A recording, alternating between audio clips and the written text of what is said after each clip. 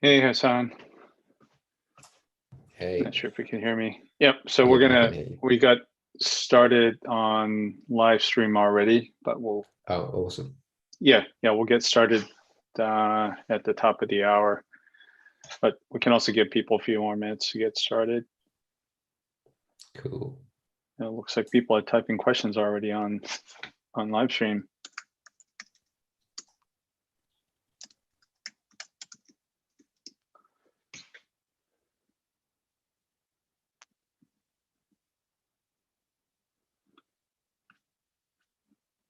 Right, hopefully you can see this screen share.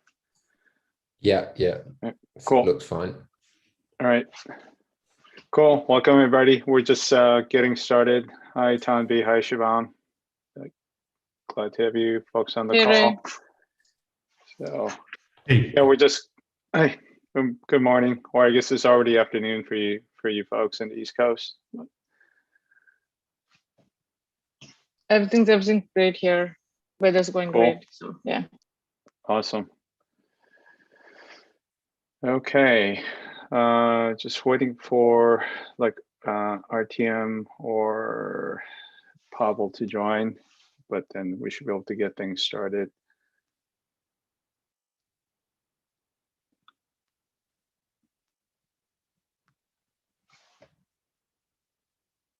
All right, sorry, apologies for the silence, especially for those people on the live stream. But as we get going, feel free to post your questions. I mean, you can voice your questions too during the call, but feel free to post questions either on the live stream on YouTube or on the Zoom chat.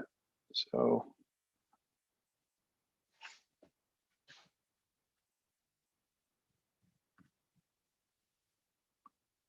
Well, Hassan and Igor, could you do me a quick favor and ping RTM? Like I don't see him Sure. on Zoom for some reason. Yeah, appreciate that.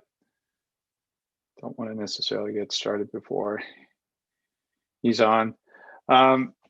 Yeah, so while we're waiting for RTM, just quick household items. I mean, once again, welcome to the monthly call. It's good to get together with community members, even if it's virtually once a month. So it's been fun doing this over the past several months. Just a quick reminder again, this is something we do at all events at Cube. Just to remind people that, you know, like all good open source projects, we do have a community code of conduct. We want to have a welcoming and respectful environment. So you can read the full text there. I won't go through them here. And if you have any concerns, there's also an email alias to ping us if you have any concerns. What we'll be covering today, so quick community news, and you know, once RTM or Pavel gets on, we'll do the Q2 roadmap. I also have a quick wrap up on or a summary of, you know, what we accomplished in Q1 for our roadmap activities. And then we have our friends here from Coda to talk about the user story that we published a couple of weeks ago, which we're very excited and happy about. So we'll go through that, and then Hassan's back with once again doing popular feature demos. And obviously, you know, if people have any questions, I mean, you don't have to wait until the end. Voice your questions or comments during the call. But you know, if you have, we'll make sure that all questions are answered towards the end. Doesn't look like RTM's here yet, but let's just move on and get started. We'll shuffle things around if need be. So on quick community news, I mean, we talked about this last month about the Cube.js discourse forum. We sort of did a soft launch last month, and I want to thank people for contributing your topics and posts already. So we have all the categories there. I think we have like 6 or 7 of them, with the exception of one, have you know, several topics already. So we published a blog post yesterday that I wrote on our rationale for creating a discourse forum and what we want to see there. And then we also updated, you'll see the screenshot here of the, we updated the community page to include a section on discourse. And what we really want to do is use discourse as a community knowledge base for, we want this to be a place for people to share their use cases and recipes as you're using Cube.js. So, we can use other mediums that we currently have, like things like Slack for real-time conversations. But if you feel that your discussion or your topics would be helpful for community members later on, even months down the road, I think this course would be a better place where you can share your recipes or share your use cases. So we definitely want to encourage people to do that. So let me know if you have any questions on this course. I think we got up to a good start, and we're going to have some fun merchandise or swag giveaways for early adopters or people especially creating new topics. So I'll probably post those. Those swag items are coming in from overseas. So once I receive them, I'll probably post photos of those swags either on Slack or Twitter. So stay tuned for that. In terms of roadmap, unfortunately, our team's not here yet, but I'll just talk about Q1, and then maybe we'll circle back on the Q2 roadmap items later on. For Q1, we had 4 epics. The one at the bottom, the view integration, was actually a carryover from Q4 because we weren't able to quite finish that in Q4. In Q1, all 4 epics are done. So great job to people like Alex, Pavel, and Dimitri and Hassan, of course, and other people on working through a lot of the issues and PRs for the epics, but also community members who provided feedback. We definitely appreciate that, and we appreciate your input on this. And we'll probably continue to do additional authentication and authorization work in Q2. So stay tuned for that. You'll probably see new issues or PRs that are created. But the goals that we set out for authentication and authorization in Q1 is pretty much done. But like everything else, work will continue. On Q2, so I created a project in GitHub. So there's a project number 8, and we again have like 4 epics. And once RTM or Pavel, either of them are back on, we'll ask them to go through these in detail. But 4 epics on improving Cube.js Docker distribution, pre-aggregations developer experience. And we also want to streamline database driver support. We've had a lot of discussions, especially on Slack, or suggestions on Playground, and that we'll have an ongoing work going forward the Playground as well. So what I'll do, since our team's not on, I'll kind of skip through the rest of the slides. The rest of them, basically, I opened separate issues for each of these epic items that you can read through. But once RTM joins, we'll ask him to go through these in a little bit more detail, but I'll skip these for now. And Tanvi, if you don't mind, we can just skip through the user stories, and we'll discuss these for about like 15 or so minutes, if that's okay with you. We'll just circle back on the details on the Q2 items once we have people back on. So cool. So yeah, so like I said, we have Shubham and Tanvi, and we might, if I'm missing others from Coda team, please let me know. We published a user story, which we're very happy about on the 23rd. Appreciated, your team's, contribution, not just on the user stories, but you've been an early adopter for a long time, for the past couple of years. So obviously you'll if you go to our blog page, you'll see the full details of the user stories here, and appreciate you have a lot of these like code samples or snippets, which really appreciate it, and that I'm sure a lot of developers as well. So this was very helpful So, I mean, Tanvi and Shivam, I'll first of all, I'll let you sort of introduce yourselves and also the company and what you do and how data analytics is important at your company. Sure, I can start off. Although Tanvi's been really the driver of a lot of this as our primary engineer, and I think we have Sudhakar on the call as well.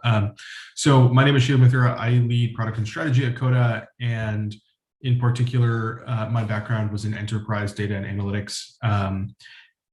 I came from a company prior to Coda that really specialized in bringing data together, and when I joined Coda, it was definitely a question of like, how can we take the data asset that we have regarding oncology patient data and use that to drive cancer research and accelerate drug development and help oncologists make better decisions with patient information.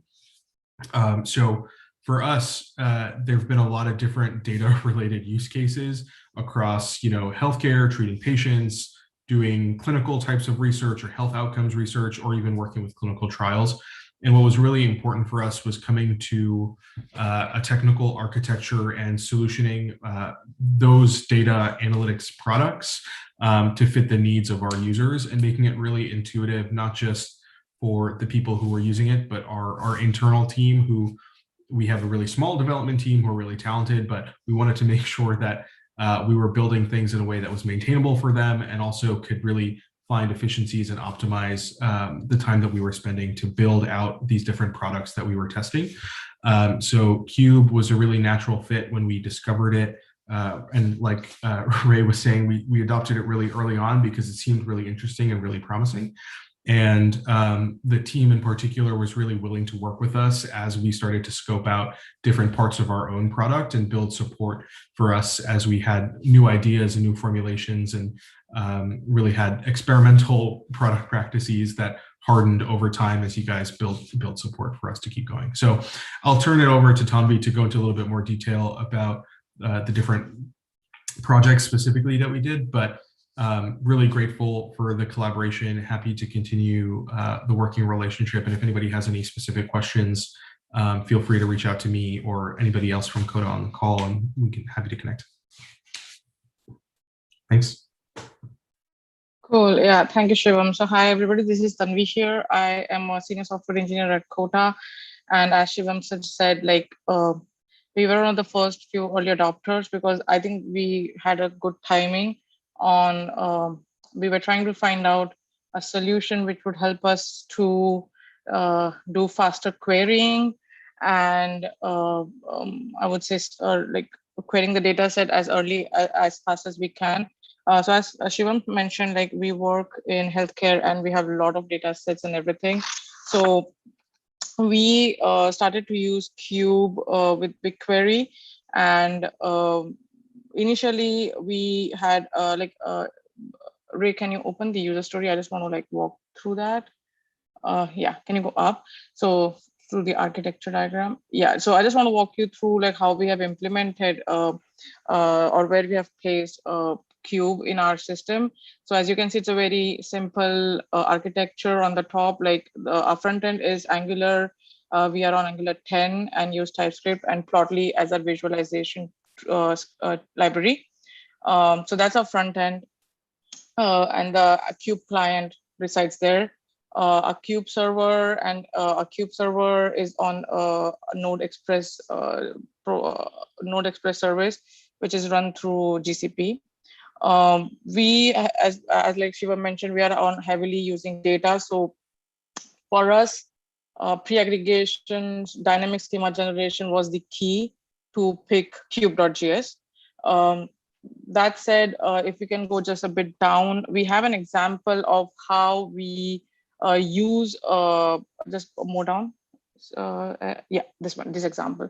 So we actually have a lot of tables which have JSON data, because we want to aggregate that data in one place and keep the master data intact.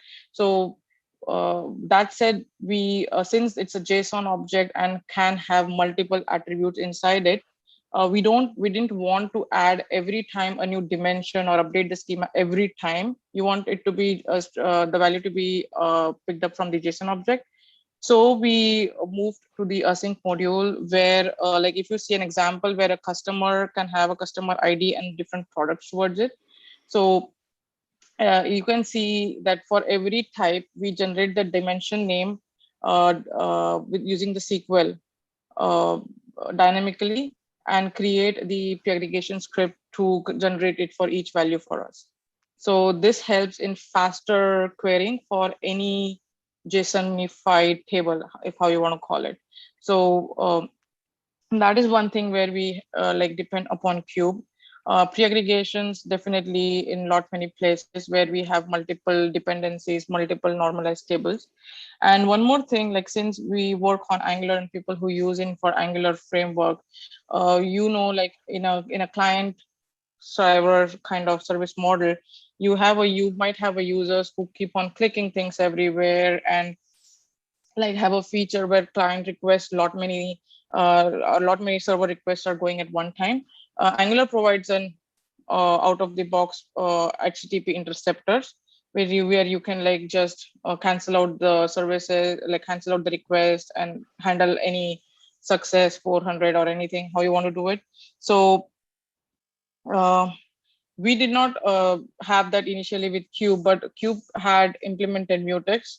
So people who have worked in vanilla JavaScript might know mutex, like how it works. And also we tried to implement that with Angular and it seems to work, is where like we just keep a parent mutex object and pass on each key for every, like I would say every request has a unique key to it. And if the key and Cube service is, I think, really interesting in that where they negate if they negate the previous request if the key was already received to them. So it implements interceptors, not exactly interceptor, but based on the logic of mutex. So I think this is where they actually like nailed it perfectly for us without using interceptors.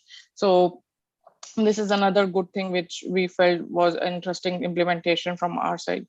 And yeah, I think that's it. Like this is how we have like tried to just put the gist of how we have leveraged Cube in our applications. If you have any questions, just let me know. And Sudhakar, he's the VP of engineering. He's also here in this call. Sudhakar, if I've missed anything. No, I think you covered all the technical aspects. You know, and everybody should feel free to reach out to us with any questions around this.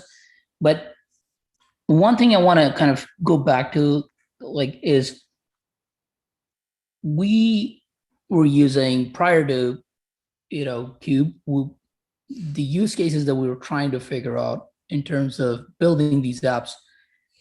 There are a lot of solutions out there in the industry, right?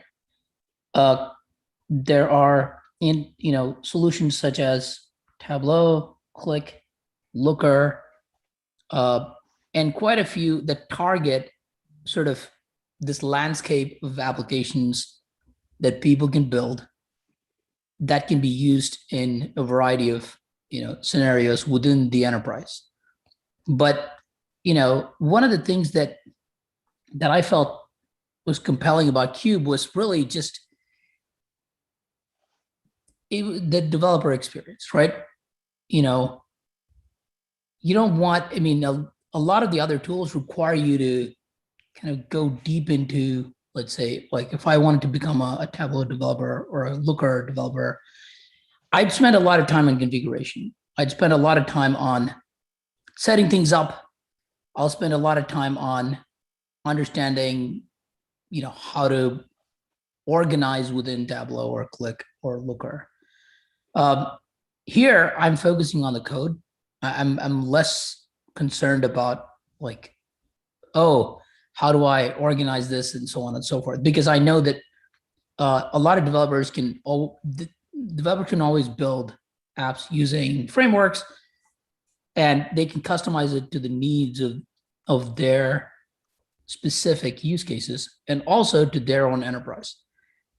And they just want to be able to do that rapidly, as opposed to having to worry about setup, learning new tool chains, learning completely new things that may not necessarily be in the realm of, let's say, app development or code.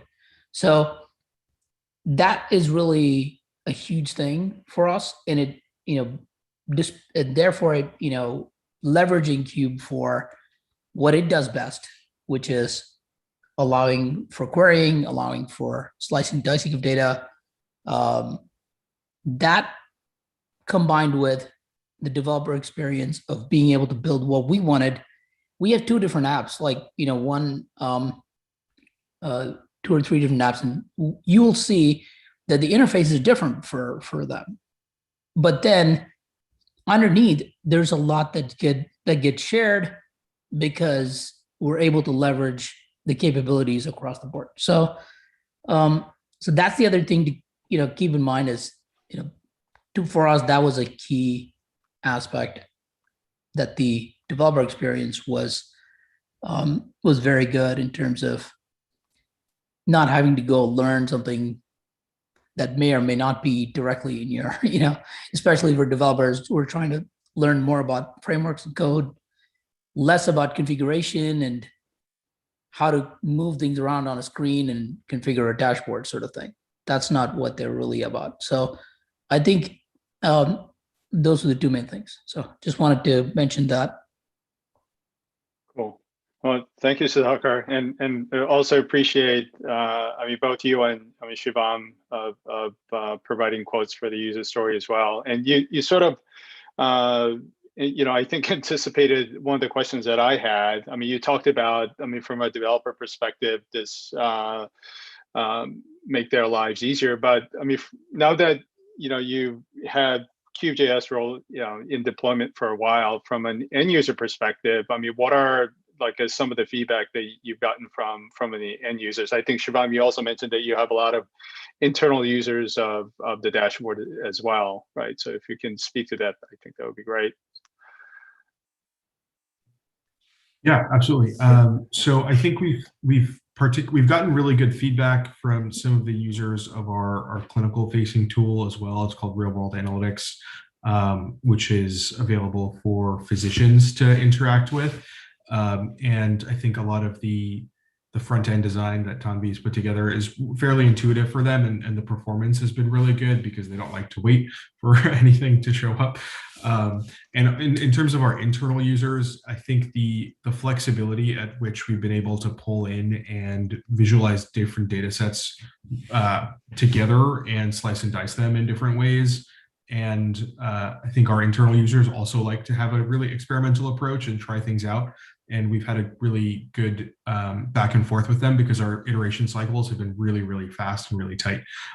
So I think we've gotten to really good product outcomes by being able to, one, spend more time working on the actual end product and not in building an architecture that's really hard for us to support. And the rapid development cycles have been really, really helpful for us in terms of executing in a timely fashion. Cool, awesome, thanks. And Tanvi, I think as we're working on the user story a couple of months ago, I think it was interesting that you brought up, I think you referenced it here too, about pre-aggregations. I take advantage of pre-aggregations wasn't necessarily a straightforward or intuitive. Could you share? I think your feedback's been very valuable. That's something we're trying to improve with documentation and other areas. So your feedback's been very valuable. But could you share some of the examples of some of the gotchas you ran into with pre-aggregations? Yeah, so personally, I haven't worked into data so much initially. So whenever we needed pre-aggregations or any kind of aggregations or any kind of a custom column, if I can call it, in the tables, I had to go to the data team, check with them, what's happening, what's the flow, how does this flow, and give me this. I used to do that initially. But when we started to use Cube and when it started to go through documentation, I talked to Pavel, Artyom, and Hassan, they have been really helpful to us. So when we started digging around here and there, we realized that pre-aggregations were out of the box in Cube, and we were not initially leveraging it.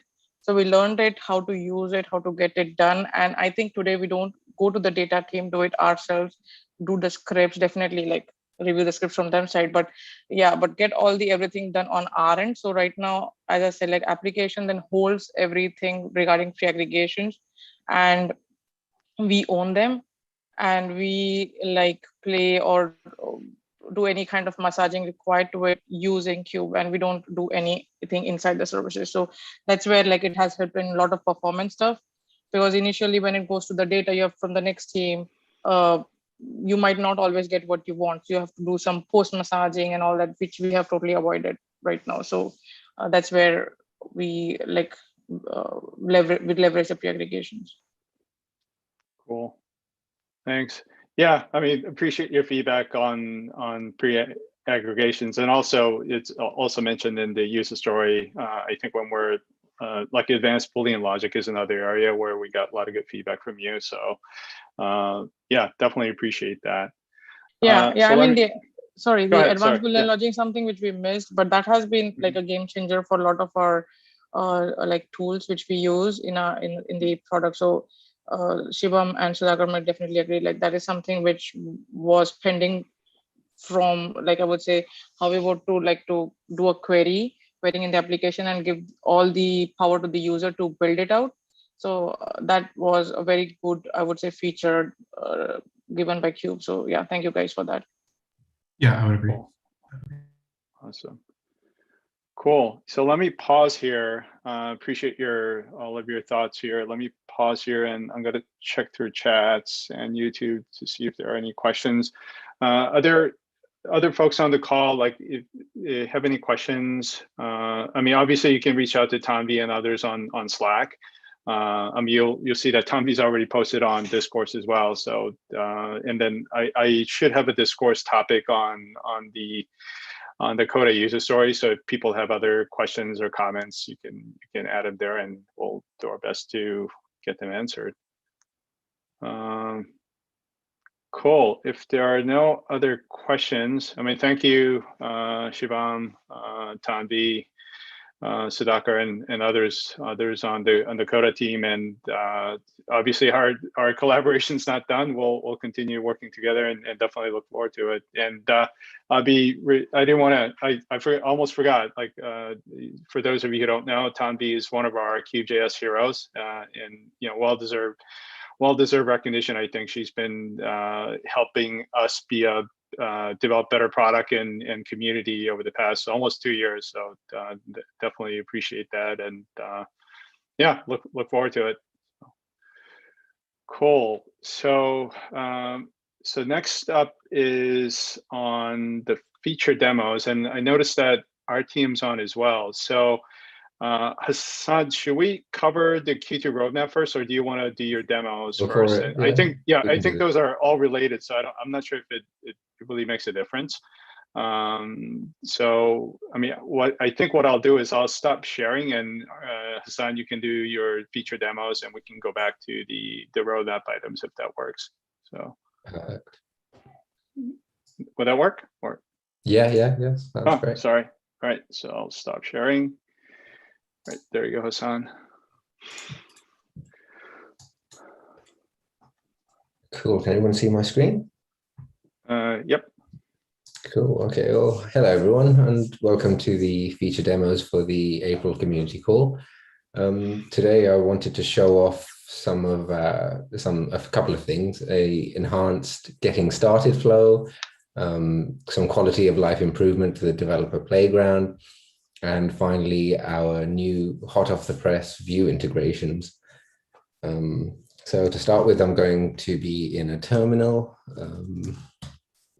and I'm just going to create a new folder and CD into it.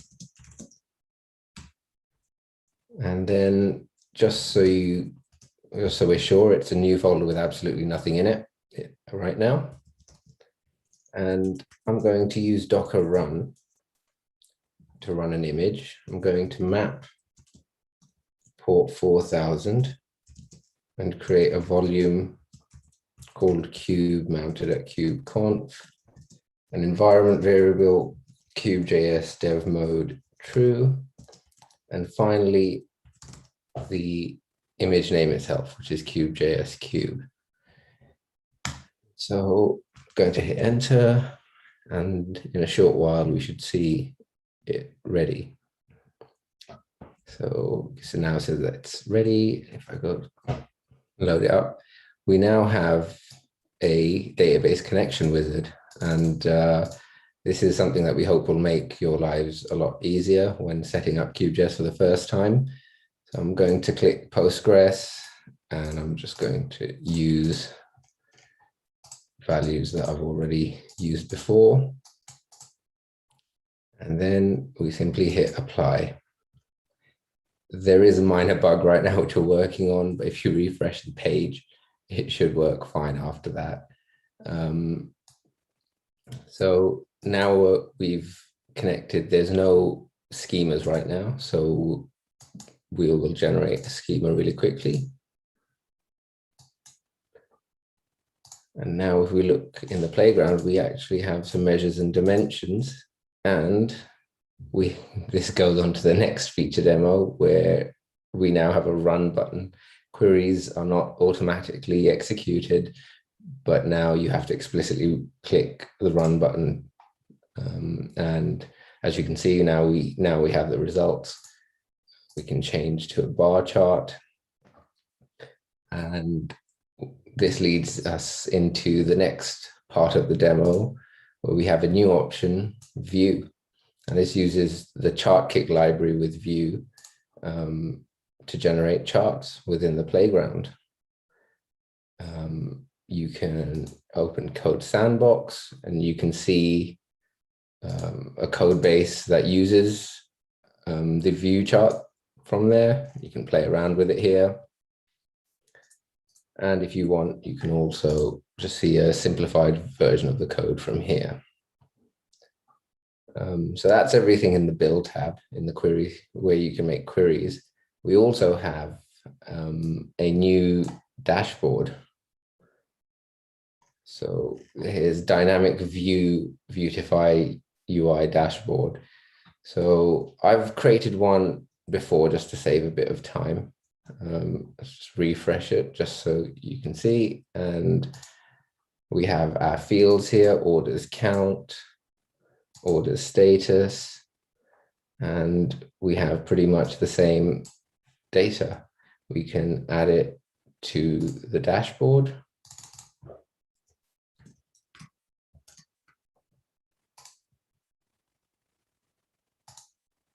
And here we go. We can create similarly a pie chart of the same, just to show a chart, and add to dashboard.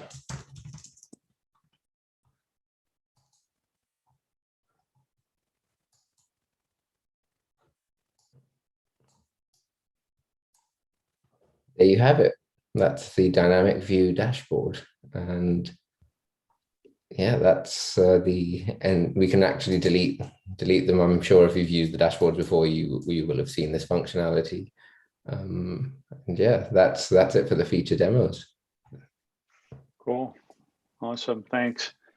And Right. yeah, let me go questions? back.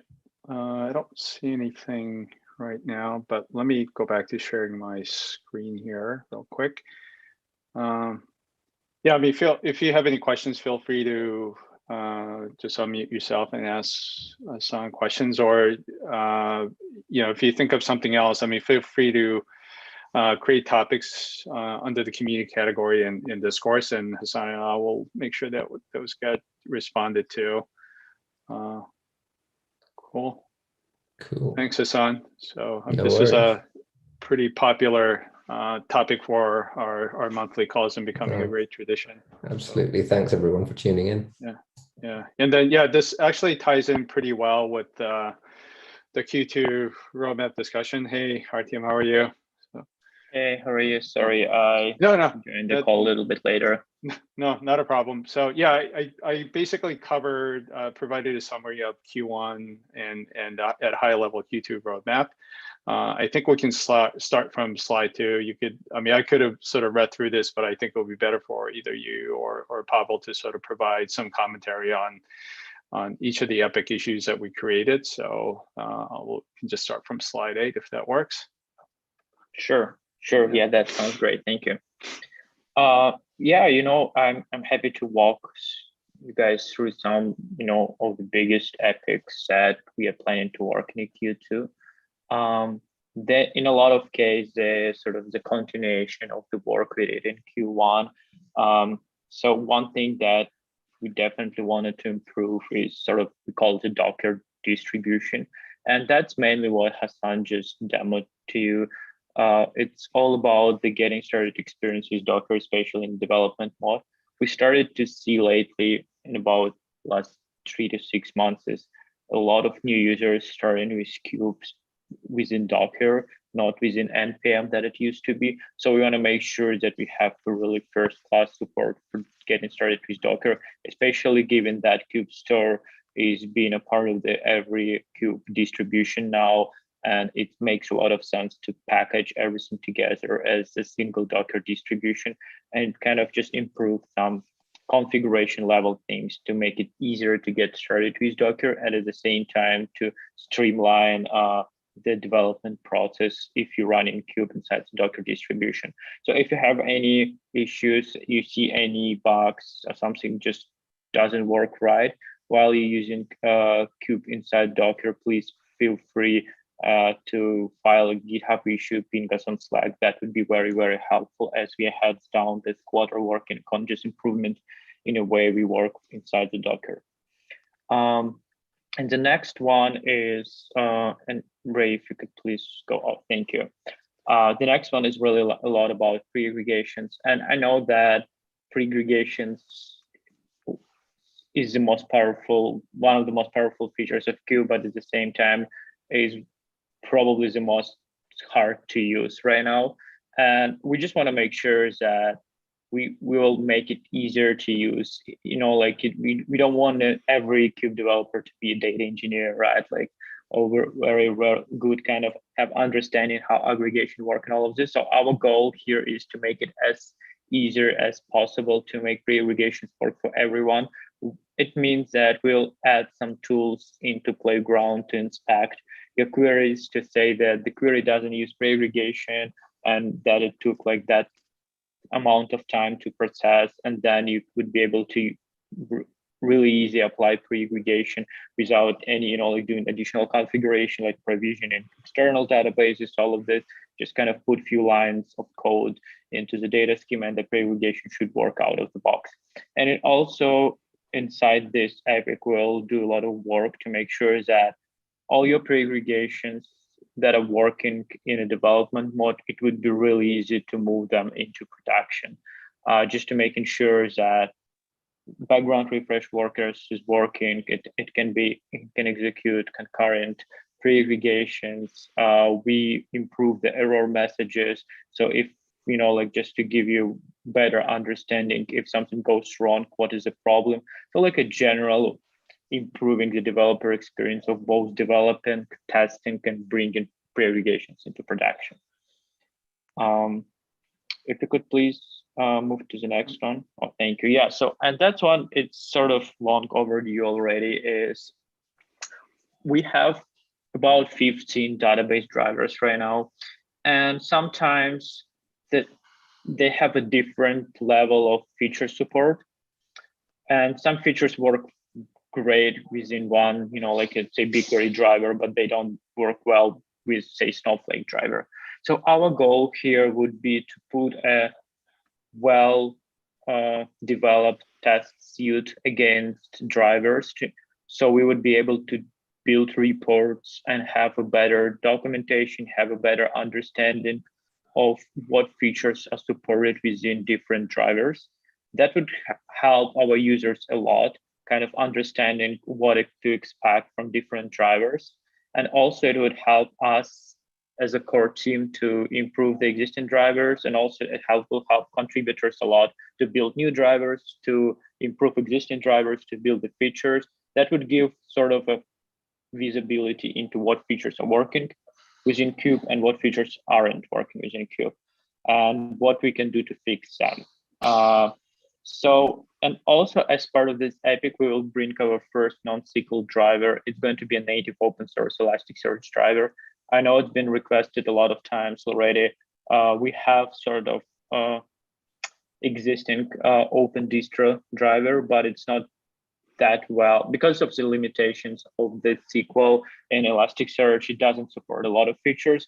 So we decided to build native Elasticsearch driver and open source it. So that's going to be our first NoSQL driver, and hopefully it's going to be not the last one.